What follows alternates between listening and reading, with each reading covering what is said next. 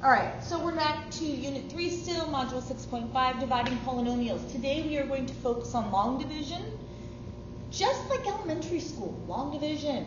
So when we divide this big number by 131, when you were in elementary school, the big number went on the outside, little number, when you were dividing by on the outside, that's called the divisor. The big number, the first number on the inside, the dividend, and the answer that you got at the top, that was the quotient, and the remainder was what was left over. Now, I'm going to be very specific on how I want you to write your remainders. We're not going to put the R with the little remainder like we did in elementary school. We're actually going to write it out because it will help us later on in the next unit when we start working on rationals and we have to graph them. So we're just going to practice the things that we need to do for later. So again, this is just like long division elementary school. So we are going to set it up as such. X squared plus 3x plus 1 goes outside. Inside, we have a 4x cubed plus 2x squared plus 3x plus 5. I made that a little long. So the thing is with long division, and because we have variables, we don't care about satisfying everything. We're only going to look at this term to this one, okay? We need to know what would we multiply x squared by to make it the 4x cubed. Well, I need a 4, and I have x squareds, I need x cubed, so I need another x. So I'm going to take this value and I'm going to distribute it through this whole side over here, writing it underneath. So 4x squared times x squared. That's 4x cubed. 4x times 3x. It's 12x squared. 4x times 1 is 4x. Now, when you did long division in elementary school, then you subtracted. We're going to do something a little different. It is still subtracting, but remember back to when we subtract polynomials, we really just distributed the negative and added. So that's kind of what we're going to do. We're going to distribute the negative to all of these, and we're going to add straight down. 4x cubed plus negative 4x cubed, they cancel. If your first terms do not cancel, you've done something wrong. You might as well stop, back it up. 2x squared plus negative 12x squared, that's negative 10x squared. 3x plus negative 4x is negative x. And then the last term just drops right down, just like you used to bring down the next term. Now, when we look at this, so just like we were trying to multiply x squared to get the 4x cubed, now we're only concerned with what are we going to multiply x squared by to make it that negative 10x squared. So again, we're going to line those two up. To make x squared look like negative 10x squared, I need to multiply by negative 10. So let's see, that multiplying through, that's negative 10x squared. Distributing, that's a negative 30x minus 10. And again, we need to subtract, but instead of subtracting, we're going to change our signs, distribute your negative, and add. So let's just go through.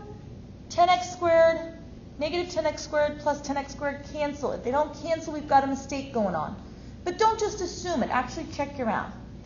Negative 1x plus 30x is 29x. And 5 plus 10 is 15. Now, there is absolutely no way I can make an x squared an x. So, this is our remainder.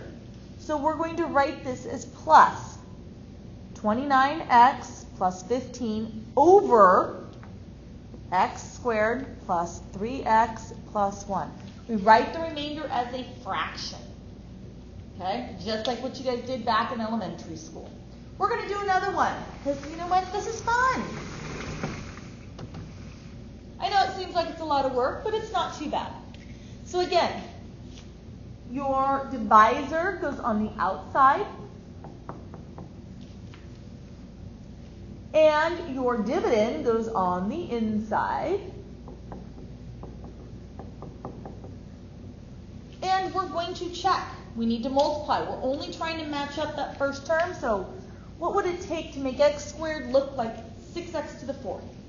Well, we need a 6 and we need 2 more x's. Now it's time to distribute. X squared times 6x squared is 6x to the 4th. 2x times 6x squared is 12x cubed. And negative 5 times 6x squared is negative 30x. And again, we're going to distribute our negative because we don't really subtract polynomials. We distribute the negative. So here we are distributing our negative. And we're going to add 6x to the 4th minus 6x to the 4th, or plus negative 6x to the 4th. They cancel. We have 5x cubed plus a negative 12x cubed. It's negative 7x cubed. And 2x plus 30x is 32x.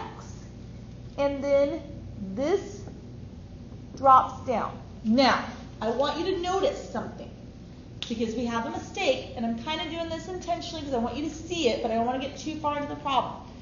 What do you notice that's missing here? Yeah, we're missing a squared. And it's going to show up when we do our next values. We're missing a squared here. So, kind of shifting things up a little bit, and I'm going to show you how I'm going to rewrite this. When you notice, and it helps when you notice at the beginning, it should be one of your little checkpoints. So right here, I notice, I'm going from a cube to a squared. I need to leave something in there. So I'm going to put 0x squareds in because I need to leave that space saver for the x squareds. Okay? Plus 2x plus 8. Now, everything else about what we're doing stays the same. That's still that 6x squared, and I still get that negative 6x to the 4th minus 12x plus, whoops, I need to line up that 30 plus 30x. I think that's good. And we're going to add straight down. Those cancel, so we get that negative 7x cubed. We get 0x squared plus 32x plus 8. Now, it might be that we never need those x squareds, but we want to leave that space saver in there just because we might. So now, we want to make x cubed, or x squared, look like negative 7x cubed, so we need a negative 7x. We're going to multiply it. So, multiplying negative 7x times x squared is negative 7x cubed. Negative 7x times 2x. Oh, that's where that x squared shows up. And see, if we'd continued on the path up here, we wouldn't have a place for those x squareds. We want to make sure we've left that in there. Then, negative 7x times negative 35x, that's a positive 35, or negative 7x, sorry, times negative 5. And we don't have any constant values. So now we're going to add we're going to distribute our negative first and then add straight down. So we distribute negative, becomes positive, positive, and this one becomes negative. These cancel. Here I have a 14x squared. I have 32x plus negative 35x, which is a negative 3x, and that 8 just tags along. Now we can go one more round because this is the same as this one. It's only when this value here has a higher power than this one that we can't, or excuse me, a lower power than this one that we can't continue. So x squared times 14 gives me that 14x squared, and distribute. 14 times x squared is 14x squared. 14 times 2x, that's a plus 28x. And then 14 times negative 5, well, that's a negative 70. Distribute that negative for subtracting. These cancel. I have a negative 31x plus 78 as a remainder. And I'm going to write my remainder over the divisor. So this is a plus 31x plus 78 over x squared plus 2x minus 5. And my final answer. We will talk about what all that means later when we actually start graphing rational expressions. All right, so we got one more because I really want to make sure you guys have this before we move into the next segment when we start talking about the other way to divide these, because there is another way. All right, so 2x cubed minus 5x plus 7 divided by x squared plus 1. Now, notice what's missing. When we start writing this, we get the x squared plus 1 on the outside. And it's okay that term's missing out here. It's when the term's missing inside. So when we have the dividend, we need to leave a space. We go from cubes to x's, so we need our 0x squared minus 5x plus 7. All right, so what do we multiply x squared by to make it 2x cubed? Well, we need a 2 and an x. And we need to distribute. 2x cubed plus 2x. Distribute your negative and add straight down. Bring down that 0x squared, that's a minus 7x, and a plus 7. Now, what do I multiply x squared by to make it 0x squared? 0. And if I multiply by 0, nothing changes, correct? But these just disappear, so I get a negative 7x plus 7. Can I do anything else? No, because this power here is higher. So we don't need that plus 0, but we are going to write it as our remainder, negative 7x plus 7 over x squared plus 1. So things can be a little tricky. Sometimes that space saver helps. Sometimes it gets in the way. But you do need to put it in case you need it, because it's much easier to work with when you need it, and if you don't need it, it just disappears.